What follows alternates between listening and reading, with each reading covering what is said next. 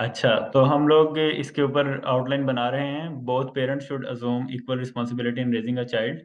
तो इसमें मैंने ये बताया आप लोगों को कि हमें एक तो ये देखना होगा कि घरों के अंदर कैसे ट्रेडिशनली चल रहा है, और क्यों वालदा के पास ज़्यादा बोझ होता है बच्चे को पालने का एज़ कम्पेयर टू वालिद, और उससे सोसाइटी पे क्या असर पड़ता है, और उसमें बैरियर्स क्या हैं, वालिद क्यों नहीं बच्चे को परवरिश कर सकता, बच्चे को वॉशरूम में लेके क्यों नहीं जा सकता, वगैरह वगैरह, और इसका वे आउट क्या है।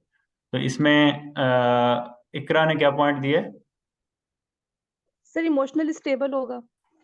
इमोशनली स्टेबल, बेनिफिट्स ऑफ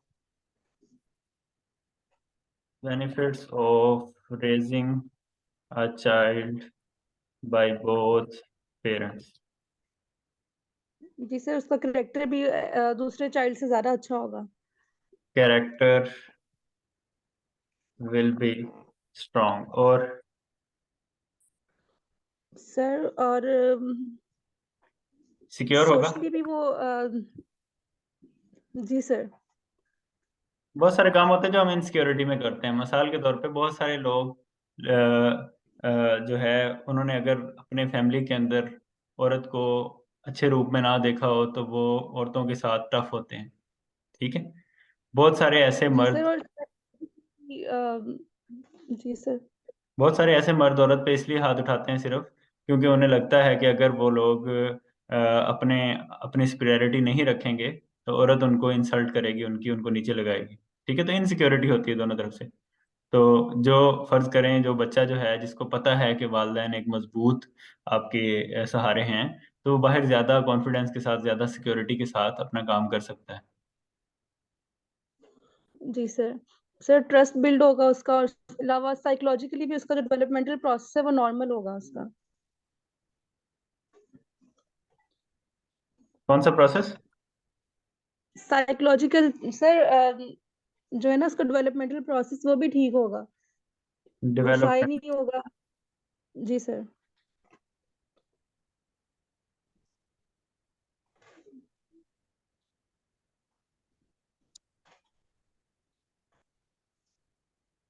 अच्छा, ठीक है इकरा, थैंक यू। और अब इब्तिसाम ने हैंड रेज किया। जी इब्तिसाम। सर मैंने भी कुछ पॉइंट्स ऐड करवाने थे, लेकिन उनमें से कुछ तो हो गए कवर। जैसे जो बच्चा एक पेरेंट से रेज हुआ होता है उसके अंदर इनसिक्योरिटी होती है और वो कॉम्प्लेक्स का शिकार होता है। फॉर एग्जांपल इंफीरियोरिटी कॉम्प्लेक्स का शिकार होता है। और अगर जिसके जिसके पास फादर ना हो तो वो उसके अंदर जो मदरली क्वालिटीज वो ज्यादा, अगर मेल की बात की जाए तो उसके अंदर मदरली क्वालिटी ज्यादा हो जाती हैं, जो कि उसकी जो शख्सियत है उसको एज बॉय होते हुए भी ना वो मेल करेक्टरिस्टिक्स नहीं उसमें शो होती, क्योंकि उसने अपनी फैमिली के अंदर कोई मेल रोल मॉडल देखा ही नहीं हुआ होता। सही है। तो इसका ही वाइस वर्सा लड़की के साथ भी है। तो सेकंड ये कि आपका जो क्वेश्चन था कि ये हमसे क्यों पूछा गया, हम तो सिविल सर्विस के लिए जा रहे हैं, उसका मेरे जहन में ये आंसर था कि चूंकि एक फैमिली किसी भी कंट्री का एक सबसे बेसिक यूनिट होता है, उसी बेसिक यूनिट के ऊपर ही पूरा कंट्री डेवलप होता है। और जो फैमिली ही सारी एफिशिएंट जो फ्यूल है वो कंट्री को प्रोवाइड करती है in sense of human resource. तो इसीलिए हर कंट्री के अंदर जो, जैसे हमारे कॉन्स्टिट्यूशन के अंदर भी वो है कि उसकी फैमिली की क्लॉजेज हैं और वुमेन की सेफ्टी की क्लॉजेज हैं।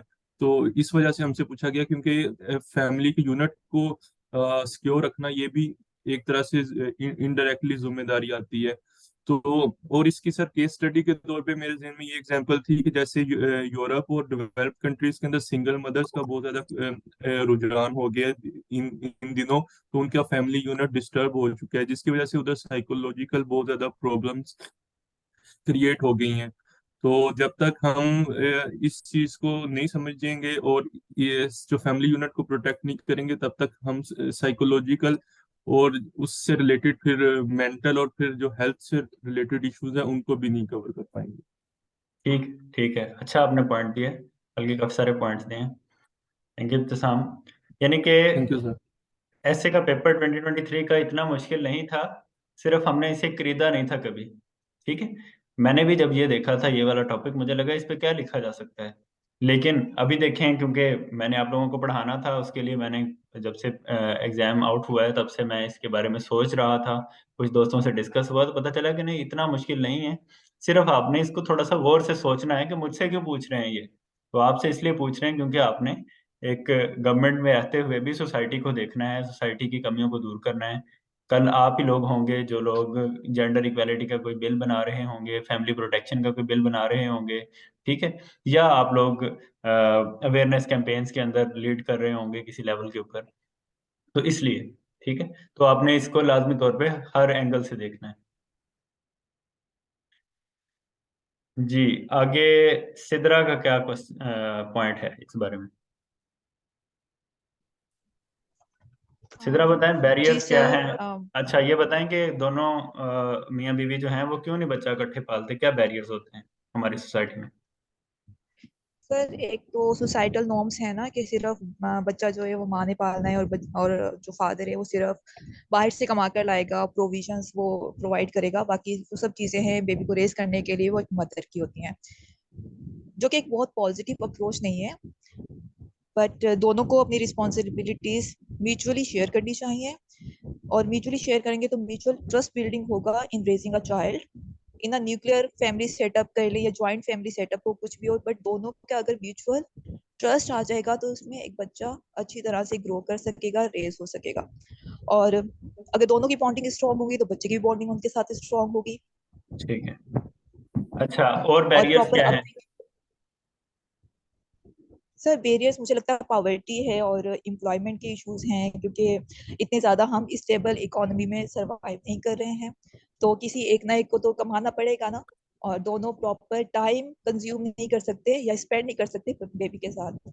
अच्छा, इसमें एक और चीज भी आ सकती है जो आपके जेंडर के टॉपिक से मैच करेगी, कि औरतों के लिए कमाने के चांसेस कम होते हैं, मर्दों के लिए बिल्कुल। ज्यादा होते हैं। ठीक है, जी जैसे मैंने पहले बताया था, किसी से पूछा था कि अगर उन्हें कराची में जॉब मिलती है तो क्या वो जाएंगी, लेकिन वो नहीं जाएंगी।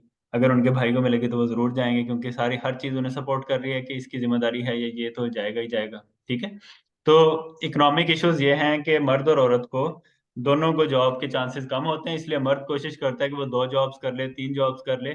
दूसरी तरफ औरत जो है वो घर पे बिल्कुल। बैठ के काम करे। अच्छा, दूसरा ये है कि अगर औरत को जॉब मिलती भी है, ताकि वो मर्द को इतना टाइम दे कि वो अपने बच्चे के साथ गुजार सके, तो सोसाइटी भी पिन पॉइंट करती है कि ये क्यों घर से भाग रही है, जिम्मेदारियां छुड़ा बिल्कुल। रही है, ये कर रही है, वो कर रही है वगैरह।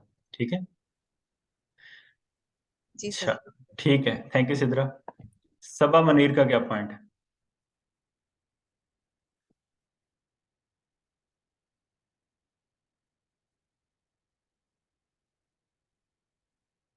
हेलो सबा।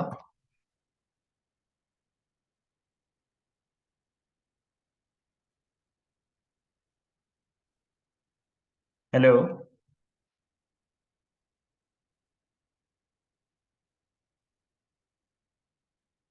आई थिंक सबा मनीर तो क्लास में नहीं है। अक्सा का क्या पॉइंट है?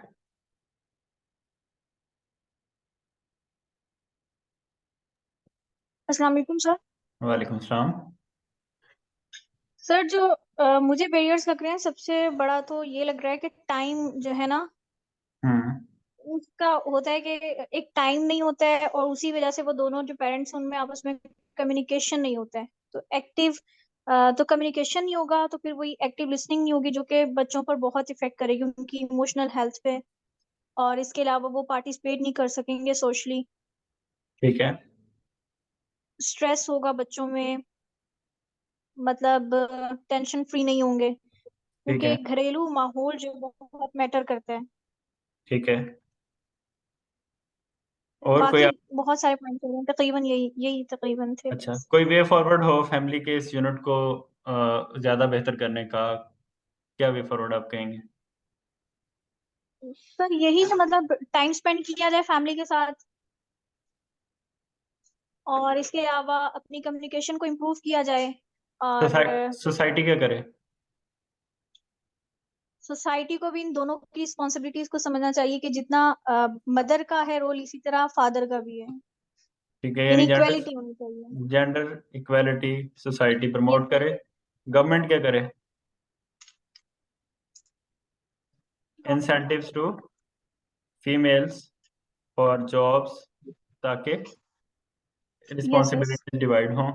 उसके अलावा और इंडिविजुअल लेवल पे क्या करें?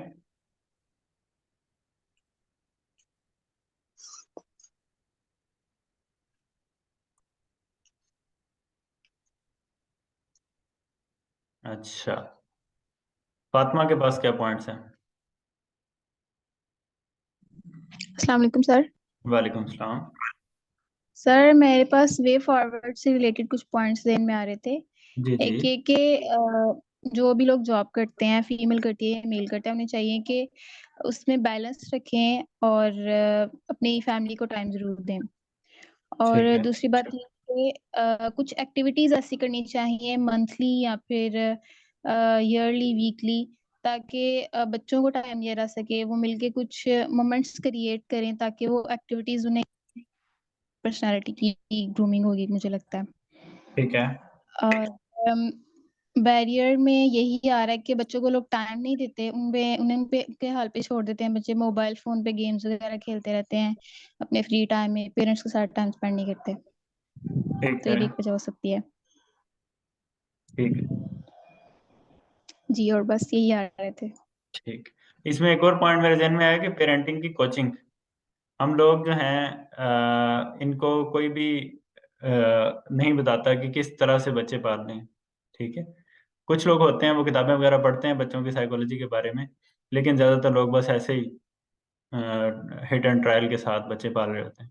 तो अगर कोचिंग थोड़ी बहुत की प्रैक्टिसेस हों, मिसाल के तौर पे यूनिवर्सिटीज़ के अंदर या आपके जो है वर्क प्लेसेस के ऊपर या गवर्नमेंट अपने टीवी टीवी के ऊपर, नेशनल मीडिया के ऊपर जो है, वो थोड़ी-थोड़ी एडवाइसेज़ या इस तरह की बातें जिसको सारे ध्यान से सुनें, तो मे बी बहुत सारा फ़र्क पड़ सकता है। ठीक है? बहुत सारे ऐसे मसले होते हैं जिनको हम इमेजिन ही नहीं करते कि ये मसला है। तो अगर बताया जाए तो उससे इमेजिन हो सकता है। जी, अक्सा का क्या पॉइंट है?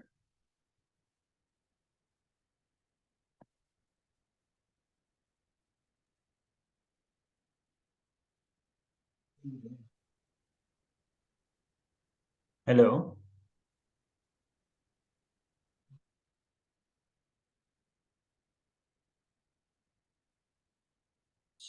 अक्सा का नहीं तो फिर साइका का क्या पॉइंट है?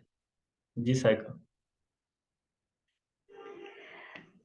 सर एक तो मेरा ये पॉइंट है कि इसमें हम लिख सकते हैं कि historical gap in equality of parenting, ठीक कि है। जैसे हिस्ट्री से ही ये चलता आ रहा है कि खवातीन के लिए एक मखसूस काम जो है वो उनको कर दिए गए हैं, और मर्दों के ये करने के काम है खवातीन के ये।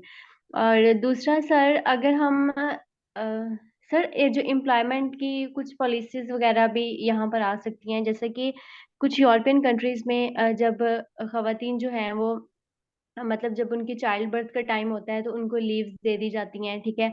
और वो जो है वो 2 मंथ 3 मंथ जितना उनको चाहिए उनको दिया जाता है। लेकिन मर्दों के लिए ऐसा उनके लिए ये नहीं समझा जाता कि उनको भी बेबी की केयर करनी है या उनको भी थोड़ा टाइम चाहिए, तो उनको भी लीव दी जाए। तो कहीं ना कहीं वो भी ये चीज नहीं समझ रहे कि को पेरेंटिंग है तो दोनों को ये चीज चाहिए, दोनों को ही टाइम दिया जाए, उनकी जो है जॉब में जो टाइम कंस्ट्रेंट्स आ रही हैं उनको कम करने के लिए।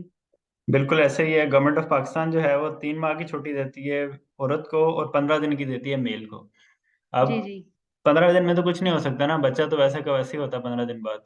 ठीक है? जी सर। तो डिफरेंट जॉब्स जो हैं और छुट्टी भी ऑन ये नहीं होती कि उसने अप्लाई की और उसे मिल गई। अगर ऑफिस में काम होता तो छुट्टी भी नहीं मिलती। ठीक है? जी सर। तो ये भी एक पॉइंट है कि ये पेरेंटिंग लीव जो है, पैटर्निटी लीव इसे कहते हैं, जो मेल को मिलती है, ये एक्सटेंड होनी चाहिए, लंबी मिलनी चाहिए आपको।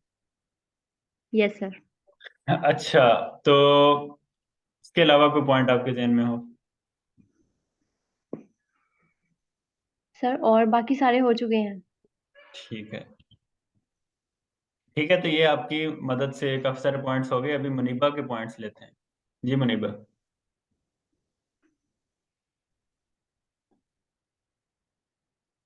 अस्सलाम वालेकुम सर। जी वालेकुम सलाम। वे फॉरवर्ड में अगर हम ये ऐड करें कि फादर को अगर लेबर सपोर्ट मतलब as a labour support present होना चाहिए at the time of birth, तो ये एक इमोशनल अटैचमेंट पैदा करती है बच्चे के साथ, जो बाकी जिंदगी में भी काम आ सकता है। तो ये एक वे फॉरवर्ड हो सकता है कि गवर्नमेंट इस लेवल पे हॉस्पिटल्स में कोई इनिशिएटिव ले के फादर हाँ को वो अलाउ आपकी किया जाए। हाँ वो आपकी बात दुरुस्त है, लेकिन ये है कि वो उस पे आप उस पैराग्राफ में ज्यादा लिख नहीं पाएंगे। Okay sir. सर ऐसे कोई कमीशंस हैं जो चाइल्ड वेलफेयर के लिए काम करते हैं? चाइल्ड प्रोटेक्शन ब्यूरो है, ये मैं आपको उनकी ओके वेबसाइट निकाल के दिखाता हूँ।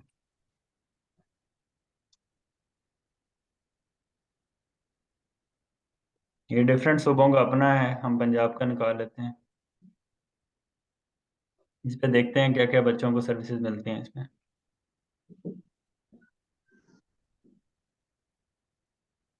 ये रेस्क्यू है, अगर कोई बच्चे को कोई खतरा हो रेस्क्यू करते हैं।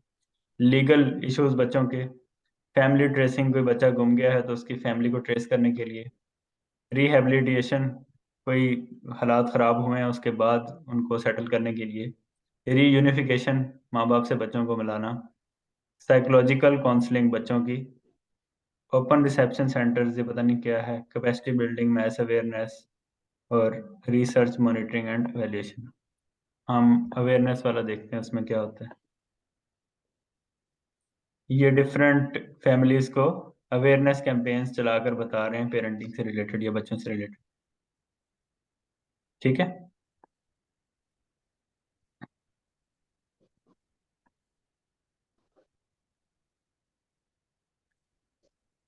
Okay child sir. Protect. Sir इसमें साइको एनालिटिकल फेमिनिज्म भी ऐड कर सकते हैं। आपने कहा ना कि कौन से सब्जेक्ट्स हैं जो इसमें हेल्प कर सकते हैं, तो हम्म। एक जेंडर स्टडीज भी हेल्प कर सकता है, सोशियोलॉजी भी। सही सही। तो साइको एनालिटिकल फेमिनिज्म ये कहता है कि एक मेल चाइल्ड की अट्रैक्शन फादर की तरफ ज्यादा होती है और एक फीमेल चाइल्ड की मदर की तरफ। तो अगर ये को पेरेंटिंग हो तो दोनों में ट्रेड्स इक्वली प्रोड्यूस होंगे। उसकी वजह से फिर पेट्रियार्की का खतरा होता है अगर ये को पेरेंटिंग ना हो तो। हम्म। चलें, इधर से मुझे याद है हम। Reinforcement of patriarchy. ठीक है। और इधर से याद है कि हम लोग चैट जीपीटी से भी कुछ पूछते हैं और देखते हैं कि वो क्या कहती है। Okay sir.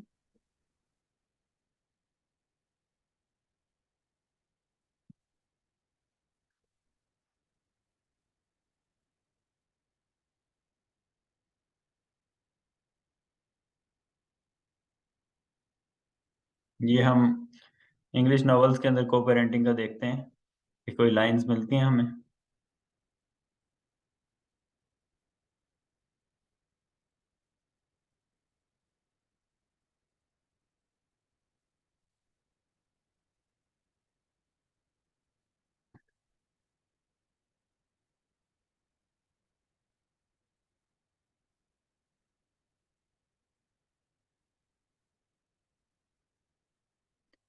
तो आप इसके अंदर इस तरह के नॉवेल्स का भी हवाला दे सकते हैं पेरेंटिंग से रिलेटेड, लेकिन जाहिर है पेपर में जब आप बैठे होते हैं तो आपके लिए तो टॉपिक नया होता है। इस दफ़ा पेरेंटिंग का आया, अगली दफ़ा किसी और चीज़ का आएगा, तो शायद हर चीज़ का आप हवाला ना दे सकें। लेकिन बहरहाल अपनी तैयारी के लिए आपको थोड़ा थोड़ा पढ़ते रहना चाहिए। अदरवाइज तो हमने ना, मैंने ना आपने कभी ये नॉवल पढ़ना था द चिल्ड्रन एक्ट या ब्रीथ बाय टिम विंस्टन वगैरह वगैरह। लेकिन ये है कि अगर हमें थोड़ा सा पता हो तो हम ऐसे के अंदर उसकी कहानी का हवाला दे सकते हैं कि उसके अंदर क्या हुआ था। अब हम देखते हैं कुछ पॉइंट्स। हाउ टू प्रमोट को पेरेंटिंग। तो ये वे फॉरवर्ड के बहुत सारे पॉइंट्स देंगे।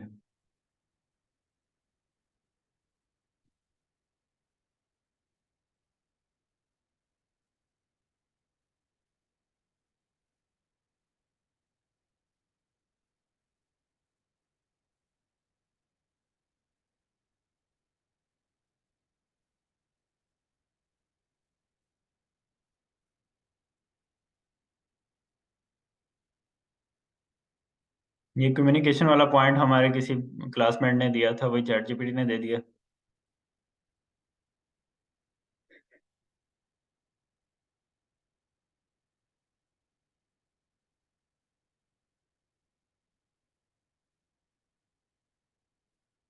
काफी लंबी बातें कर रही है, इसे कहते हैं शॉर्ट जरा करें।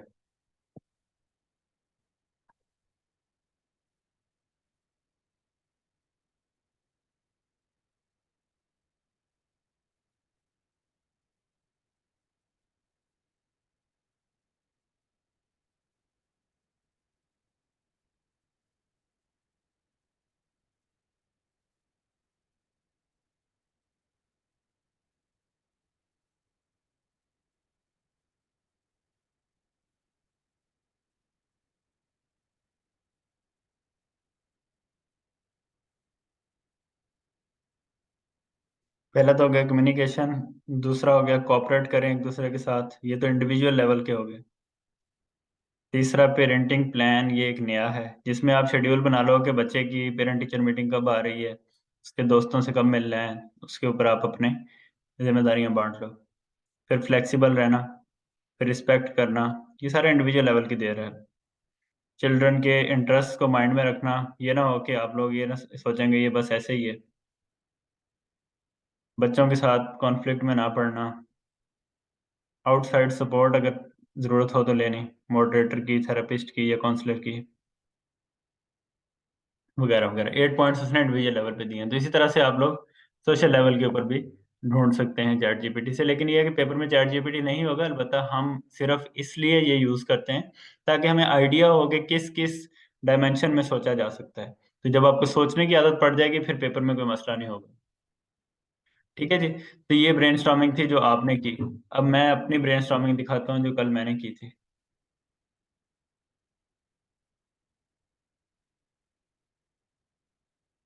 Both parents should assume equal responsibility in raising a child, ये हमारा टॉपिक हो गया। ठीक है। इसमें सबसे पहले इंट्रोडक्शन आ जाएगा आपका, वो नंबरिंग आप खुद कर लीजिएगा, मैं सिंपल इंट्रोडक्शन लिख देता हूँ।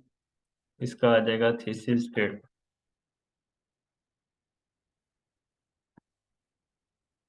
इधर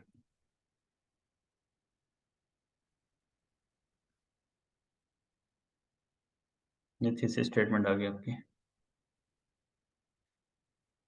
उसके बाद बेनिफिट्स ऑफ शेयर्ड पेरेंटिंग, दोनों वालिदैन अगर इकट्ठे पेरेंटिंग करें तो क्या क्या बेनिफिट्स होते हैं। एक तो बच्चे की बैलेंस्ड ग्रूमिंग होती है।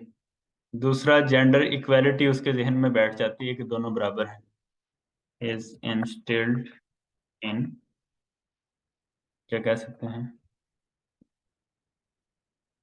Instillation of gender equality in child's mind, तो वो एक बैलेंस्ड मुआशरे की तरफ आता है। Enhanced learning capacities for child, more role models, 2 role model होंगे, पहले भी किसी ने हमें बताया कि टू फॉलो। हर आदमी परफेक्ट नहीं होता, तो अगर घर में 2 लोग होंगे तो कुछ चीजें वो माँ की अच्छी लेगा, कुछ बाप की लेगा। शेयरिंग ऑफ बर्डन, ठीक है, शेयरिंग ऑफ बर्डन, ये शेयरिंग ऑफ रिस्पॉन्सिबिलिटी। हमने देखा कि हमारी माएँ और उससे पहले भी ज़्यादातर रिस्पॉन्सिबिलिटी का ऑनर्स उन्हीं के ऊपर आता था, लेकिन अगर दोनों शेयर कर लें तो वो ज़रा इजी हो जाए, उनकी लाइफ इजी हो जाए। Improved physical and emotional personality of a child, और बेटर एकेडमिक आउटकम्स, वो पढ़ेगा भी अच्छा, अच्छा पढ़ेगा तो मुल्क के लिए भी अच्छा होगा। और इंक्रीज सेंस ऑफ सिक्योरिटी, जिससे वो अबसर्ड सी चीज़ें नहीं करेगा, वो बैलेंस्ड चीज़ें करेगा, अच्छी चीज़ें करेगा माशरे के अंदर। ये नहीं होगा कि वो इनसिक्योरिटी में आके दूसरों का नुकसान करता जाए, क्योंकि एक ह्यूमन नेचर है, जब आप इनसिक्योर होते हो तो आप ये नहीं देखते कि किसी दूसरे का क्या नुकसान हो रहा है, उसके इमोशंस का, उसके इंटरेस्ट का, उसके इकोनॉमिक इंटरेस्ट का, सोशल इंटरेस्ट का। आप बस उसको इज्जत उतार के हाथ में पकड़ा देते हो उसके। तो ये अगर सिक्योरिटी होगी तो आपको पता होगा कि मैं जो है वो कर लूंगा, खुद कर लूंगा। ठीक है, बिल्कुल लेस टेंडेंसी टुवर्ड्स कह लें क्रिमिनल एक्टिविटीज, वो हम आगे देखते हैं। बेनिफिट्स फॉर पेरेंट्स और सोसाइटी। अच्छा, इसमें एक चीज हमने मिस कर दी है कि इसके बेनिफिट्स हमने फैमिली लेवल पे तो देखे हैं या सोशल लेवल पे, पेरेंट्स के लेवल पे बेनिफिट्स नहीं देखे। तो पेरेंट्स के पास क्या होता है, एक फुलफिलमेंट का एहसास होता है कि हमने एक बच्चा पाला है। ठीक है, अदरवाइज या माँ को होता है या बाप को होता है, दोनों को नहीं होता। लेकिन अगर दोनों मिलके परवरिश करेंगे तो दोनों को एहसास होगा फुलफिलमेंट का, which is a big thing at the end of a life. यही होता है कि उन्होंने क्या किया। फिर पीस एट होम, घर के ऊपर पीस होता है।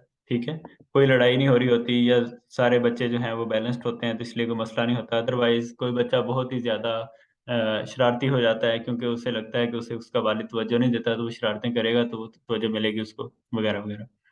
स्ट्रेंथनिंग ऑफ रिलेशनशिप, दोनों मियाँ बीवी के दरमियान, बिटवीन पार्टनर्स कर देते हैं। ठीक है, और enhance skill in child raising. अगर सिर्फ माँ ही ट्राई करती रहेगी कि बच्चे को वॉशरूम कैसे ट्रेन करना है, वॉशरूम करना, तो शायद उसको इतने ना स्किल्स हों। लेकिन अगर बाप भी होगा तो उसका बाहर का भी तजर्बा होगा, उसे कुछ ऐसी चीज़ों का पता होगा जो बताएगा कि इस तरह सिखाते हैं तो वो जल्दी सीख जाएगा, या इस तरह की और चीज़ें खाना खिलाने में, बीमारी के अंदर, बच्चों की मुख्तलिफ चीज़ों के अंदर। ये भी होता है कि बच्चा अगर बीमार है, वालिद को कोई इंटरेस्ट नहीं है, तो वालिदा खुद ही टोटके करती रहती है। अगर वालिद भी होगा तो मे बी कोई एक्सपीरियंस जो है वो शेयर हो सके। इसी तरह सोसाइटी के लिए बेनिफिट ये है कि रिस्पॉन्सिबल सिटीजन्स बनते हैं, लेस क्रिमिनल एक्टिविटीज करते हैं, less criminal activities, gender emancipation होती है, यानी कि दोनों जेंडर्स को इक्वालिटी फैलती है, इक्वालिटी सोसाइटी। क्योंकि बच्चों ने अगली जनरेशन बन जाना होता है सिर्फ 30 सालों के अंदर। 25 से 30 साल के बाद अगली जनरेशन पैदा होना शुरू हो जाती है। तो सिर्फ अगर इतना टाइम अगर एक सोसाइटी में अच्छी पेरेंटिंग हो तो अगला जो माशरा होगा वो बहुत ज़्यादा अच्छा हो जाएगा। जेंडर रोल जो हैं कह सकते हैं कि stereotyping stereotyping of gender roles is diminished, और economic benefits to the society कैसे होंगे आप बताएंगे कि दोनों अगर जो है वो बच्चे अगर अच्छे होंगे, अच्छी एकेडमिक एक्टिविटीज होंगी, अच्छा उनका बिहेवियर होगा तो इकोनॉमी भी बेहतर होती जाएगी। इसमें बैरियर के अंदर यही हो सकता है कि स्टीरियोटाइप्स काफ़ी ज़्यादा होते हैं, स्टीरियोटाइपिंग ऑफ जेंडर रोल, जैसे पहले बात की। लैक ऑफ अवेयरनेस होती, पता ही नहीं होता वालिदैन को कि हमारे बाप को पता ही नहीं होता कि मेरे आने से क्या फ़र्क पड़ेगा। ठीक है, 1 मिनट ज़रा दीजिए मुझे।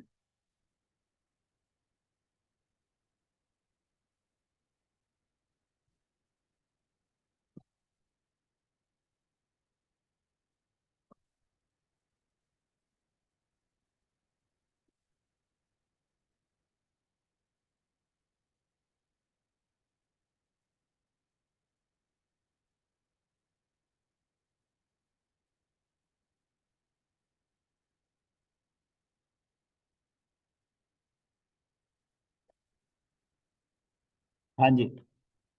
तो और तीसरी चीज़ क्या है कि सोसाइटी के पास रिसोर्सेज नहीं होते, वालिद को अक्सर दूसरे मुल्क जाना पड़ता है काम ढूंढने के लिए, दूसरे शहर जाना पड़ता है, या इतने पैसे नहीं होते, औरत के पास इतने चांसेस नहीं होते, less chances of job to women. तो इसलिए भी जो है पेरेंटिंग एक बंदे को करनी पड़ती है। वे फॉरवर्ड इसका यही है कि जेंडर एमेंसिपेशन की पॉलिसीज़ जो हैं वो गवर्नमेंट करे, सोसाइटी जो है अवेयरनेस फैलाई जाए, और जेंडर रोल्स को रीथिंक किया जाए, और एंड पे आप कंक्लूजन कर देंगे। ठीक है,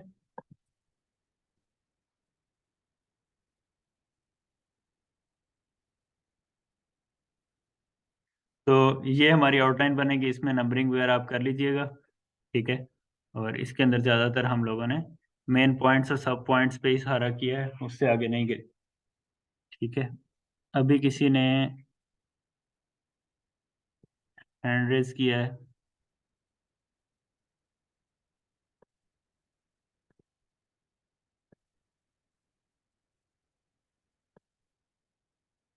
हाँ जी, अब किसी का कोई क्वेश्चन हो इस टॉपिक से रिलेटेड, ऐसे से रिलेटेड, या जनरल सीएसएस से रिलेटेड, तो वो हैंड रेज करें।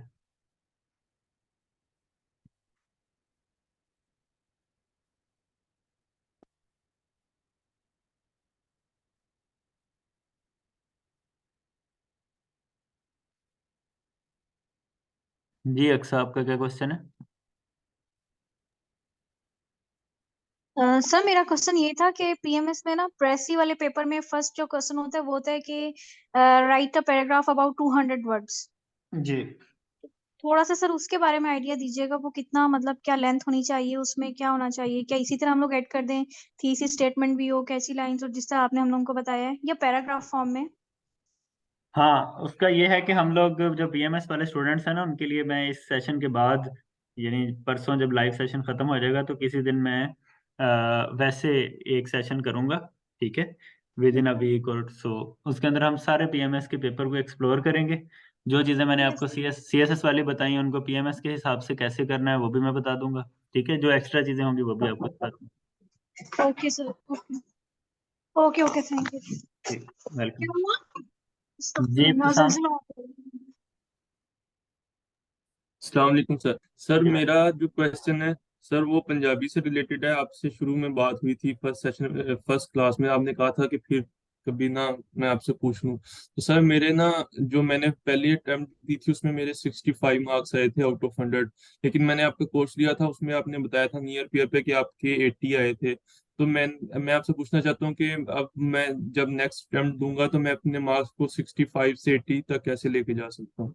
अच्छा, पहली बात तो ये कि मेरे 80 नहीं आए थे, 89 आए थे, ठीक है। Sorry sir. नहीं नहीं, कोई मसला नहीं। अच्छा। तो वो अच्छा लगता है ना बताते हुए अगर अच्छे नंबर आए हों, हाँ तो वरना मैं बिल्कुल अपने यूएस बताना हिस्ट्री चाहिए। का नंबर बताता ही नहीं। अच्छा, तो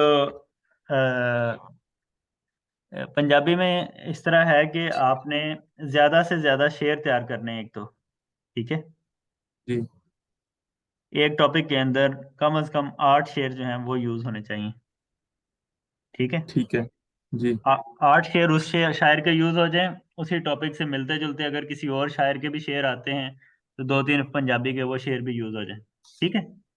जी मिसाल के तौर पे अल्लाह ताला की इबादत के बारे में बाबा फरीद का कोई शेर है तो उसमें आप बुल्ले शाह का या किसी और का भी लिख सकते हैं। लेकिन ये है कि पहले बाबा फरीद का लिख दिया फिर कह दिया कि इसी बारे में बाबा बुल्ले शाह ने भी बहुत ताकीद की है, और ये देखें, ठीक है। जी दूसरी चीज़ ये है कि आपके उर्दू के शेर या अंग्रेजी की कोट्स वगैरह जो हैं या अरबी के या फारसी के जिस भी जुबान के आपने सुने हो कहीं से नॉर्मल शायरी या कोई कोट्स वगैरह वो भी आप लिख सकते हैं, ठीक है। एक चीज़ तो ये है। तो इससे आपका जी पेपर जो है उसमें आप 6 सफ़ों का भी अगर लिखते हैं तो उसमें ज़्यादातर मार्कर यूज़ हुई होगी। जब मार्कर जी यूज़ हुई होगी तो पंजाबी का जो क्लासिकल एग्जामिनर होता है उसको बड़ा अच्छा लगता है। जैसे उर्दू का पेपर होता है ना हमारी 9वीं 10वीं के अंदर जिसमें हम बहुत ही ज़्यादा मार्कर से शेर लिखते हैं, जी जी जी इस तरह से, ठीक है। जी सर अच्छा, जी अच्छा, दूसरी चीज ये है कि आपने उसके अंदर पंजाबी जुबान की सुपीरियरिटी बतानी होती है कि बहुत सुपीरियर जुबान है। होता ये ठीक है ठीक। कि जो एग्जामिनर होता है उसने किया होता है एमए पंजाबी या एमफिल पंजाबी या पीएचडी पंजाबी, ठीक है। जी और आप देखते हैं कि बचपन से लेके अब तक हमें कभी भी पंजाबी को इतना ज्यादा फख्र करने की नहीं बताया जाता कि पंजाबी पे फख्र करें। सिंधी लोग अपनी सिंधी पे फख्र करते हैं, केपी के लोग पश्तो पे फख्र करते हैं, बलूचिस्तान के बलोच लोग जो हैं बलोची पे करते हैं, बराबी बराबी पे करते हैं, लेकिन हमें पंजाबी पे इतना ज्यादा फख्र नहीं सिखाया होता। तो हमारा जो एग्जामिनर होता है ना उसके अंदर एक कॉम्प्लेक्स होता है कि हमारी जुबान को कोई कुछ जानता नहीं है, हमारे अपने लोग ही नहीं इतना कुछ जानते। तो आपने ये हम्म। करना होता है कि आपने जो जिस शायर के बारे में आपसे पूछा गया है या जिस नावल के बारे में पूछा गया है उसकी सुपीरियरिटी बतानी होती है। देखें उर्दू में ये शेर था लेकिन इससे 500 साल पहले बाबा बुल्ले शाह ने ये शेर कह दिया था, शेक्सपियर ने अब ये कहा है, उसने वारिस शाह ने बहुत पहले ये कह दिया था, ठीक है। तो उससे थोड़ा सा जो है ना वो एग्जामिनर का दिल जो है वो नरम होता है, वो कहता है कि नहीं नहीं इसने तो बड़ा जुबान के बारे में लिखा है। तो सही ये सही ये चीजें हैं कुछ जिससे जो दो मेन नुस्खे हैं कि शेर याद करना, ज्यादा शेर याद करना, और दूसरा ये है कि आपने इस प्रायोरिटी बतानी। सही सही सर क्योंकि पंजाबी के पेपर में वैसे 4 क्वेश्चन होते हैं लेकिन पंजाबी में 5 क्वेश्चन लिखने होते हैं तो मार्क्स 16 का होता है। तो पेजेस कितने लिखने चाहिए? मैंने 6 पेजेस लिखे थे और मेरी 8 हेडिंग्स थी। तो लेकिन अब तो लगता है वो 6 पेजेस कम थे और इससे ज्यादा फिर मैनेज भी कैसे किए जाए अगर नहीं नहीं, ज्यादा लिखे तो। 6 पेजेस काफी हैं, बस हेडिंग ज्यादा कर लें, हेडिंग्स 12 या 15 कर लें हम, अच्छा सही सही सही। ठीक है। और सर बाकी इसकी राइट। जी राइटिंग साफ होनी चाहिए, मार्कर पॉइंटर और पेन 3 चीजें यूज की हुई हों। फर्ज करें पंजाबी के शेर हैं तो आप कहीं सिर्फ मार्कर से लिखने हैं, उर्दू के शेर हैं तो वो पॉइंटर से लिखने हैं, ताकि थोड़ा सा एक सीक्वेंस पता चले कि ये क्या चीज। सर वो कट वाली मार्कर का फर्क पड़ता है कि जी कट वाली यूज करनी है शेरों अच्छा, के लिए या उर्दू। कट वाली मार्कर हर बंदे को यूज नहीं करनी आती, कम से कम मुझे तो यूज नहीं करनी आती। तो अगर तो आपको अच्छी कैलीग्राफी के साथ यूज करनी आती है तो जरूर यूज करें, अगर बस आपने उसको कोशिश ही करनी है तो फिर ना करें। आपने नहीं की थी?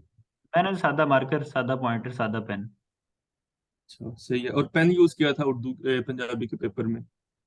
मैं तैयारी तो बॉल पॉइंट से की थी लेकिन एंड पे मुझे लगा कि बॉल पॉइंट में कंट्रोल बहुत कम होता है, ठीक है। जी तो वो जी। बहती चली जाती है आगे आगे, तो उससे राइटिंग खराब होती है। अगर पेन हो तो उससे कंट्रोल ज्यादा होता है आपके हाथ में, इसलिए सारे पेपर पेन से किए थे। अच्छा, सही सही सही। Thank you sir. Welcome.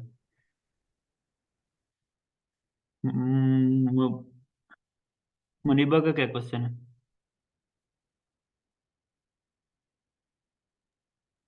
Sir ये तो हमें समझ आ गई है कि मतलब किस तरह ब्रेनस्टॉर्मिंग करनी है, आउटलाइन की, लेकिन लिटरेरी ऐसी इसकी समझ नहीं आती कि उसको किस तरह इंटरप्रेट करना होता है। जिस तरह के use of force, those who are afraid of reasoning use force, इस तरह की स्टेटमेंट्स, या हाउस डिवाइडेड, इस तरह के स्टेटमेंट्स है, इसको फिर डायमेंशन में इंटरप्रेट करना बहुत मुश्किल हो जाता है। तो उसको फिर किस तरह करेंगे सर, वो करें इसके बजाय। बस उसको आपने इमेजिन करना है कि उससे क्या क्या चीजें निकलती हैं। मिसाल के तौर पे यूज ऑफ फोर्स वाला है कि the one who uses force is afraid of reason, ऐसे ही है। Yes sir. इसको करंट अफेयर्स के साथ जरा मिलाएं। रशिया ने यूक्रेन पे क्यों हमला किया? सर तो वो करंट अफेयर का पेपर नहीं बन जाएगा फिर? नहीं, सारा करंट अफेयर्स का ना करें ना, कुछ आप उसकी थ्योरी दें, कुछ केस स्टडीज डाल दें बीच में। और सर तो थ्योरी में फिर किस तरह करेंगे, और लाइक उसको फिर डिवाइड किस तरह करेंगे हर एक टियर पे, हर एक लेवल पे? आप पहले वो तो इंटरनेशनल लेवल देखें हो ना, फर्ज गया। करें मेरे पास ये ऐसे आता है ना, the one who fears, the one who uses force is fear of reasoning. ठीक है। सबसे पहले मैं ये देखूंगा कि पावर ऑफ रीजन क्या होती है, किसी चीज को साबित करने की पावर जो है वो क्या होती है, यानी अकल से काम लेना क्या होता है। ठीक है। तो उसमें मैं कहूंगा कि रीजनिंग की वजह से बहुत सारे मसाइल जो हैं वो बगैर जंग के हल हो सकते हैं। ठीक है। और उसके बाद मैं कोई ऐसा इशू जो बगैर जंग के हल हुआ होगा वो मैं लिख सकता हूँ, मिसाल के तौर पे पाकिस्तान का बनना। ठीक है। जी। इसी तरह से मैं ये देखूंगा कि नेगेटिव यूज ऑफ पावर के क्या नुकसान होते हैं। तो हम यूक्रेन का हाल देख रहे हैं, हम अमेरिका के हमले देख रहे हैं, या इवन 9/11 जो था, जो तालिबान ने किया था अमेरिका पे, वो भी हम देखते हैं कि वो भी एक तरह से यूज ऑफ फोर्स ही था। ठीक है। जी। तो इसको इस तरह से भी केस स्टडी दे सकते हैं। उसके बाद हम ये देखते हैं कि use of force in current times. फिर हम ये देख सकते हैं कि यूज ऑफ फोर्स जो है उसे कर्व करने के क्या तरीके हैं। उसमें यूएन का रोल आ जाता है कि यूएन कैसे कम करेगी इंटरनेशनल लेवल पे, पर्सनल लेवल पे क्या होगा, सोसाइटी के लेवल पे क्या करना होगा, गवर्नमेंट के लेवल पे क्या करना होगा। तो ये सारी चीजें आपने इस तरह से सोचनी है जैसे हम बाकी एसेस का सोचते हैं। सर तो मेरे ख्याल में कि अगर हम इसको इंटरप्रेट करना सीख लें तो ये तो ज़्यादा इजी होगा, बजाय इसके कि हम ऑनलाइन लर्निंग वाला करें या वो दूसरा टेक्नोलॉजी वाला करें हाँ, या हेल्दी ईटिंग वाला करें। ये ज्यादा इजी होता है, लेकिन इन इन टॉपिक्स को अवॉइड करना चाहिए फिर भी। ठीक है। उसकी वजह यह है कि इसके ऊपर आप बहुत ज्यादा लिख नहीं सकते, आप कहीं ना कहीं फंस जाते हैं। ठीक है। एक ही बात बार बार रिपीट हो रही होती है, जबकि जो डेली लाइफ के हमारे टॉपिक्स होते हैं, जैसे ईटिंग वाला टॉपिक है, जैसे ऑनलाइन लर्निंग वाला है, ये वाले टॉपिक्स जो हैं इसमें आपके पास ज्यादा कह सकते हैं कि लिखते रहने के चांसेस होते हैं, या ज्यादा पॉइंट्स आप लिख सकते हैं। ठीक है। उसके अंदर सीमिंगली ज्यादा होता है, लेकिन असल में नहीं होता। आप फंस जाते हैं आगे जाके। Okay sir. और सर इसलिए मैं कनेक्शन थोड़ी ख़राब हो गई थी, अगर आपने कोई इम्पोर्टेंट बात डिस्कस की हो तो वो बता दें। नहीं, अभी आपके बात करने से पहले तो पंजाबी का पूछ रहा था, मेरे ख्याल में पंजाबी आपका सब्जेक्ट नहीं है। नो सर, नहीं है। जी। ओके चलें जी। Sir, thank you. वेलकम। चलें जी, इधर हम लेक्चर एंड करते हैं, और इंशाल्लाह हम लोग कल मिलेंगे, और कल हम कॉम्प्रिहेंशन और ट्रांसलेशंस करेंगे।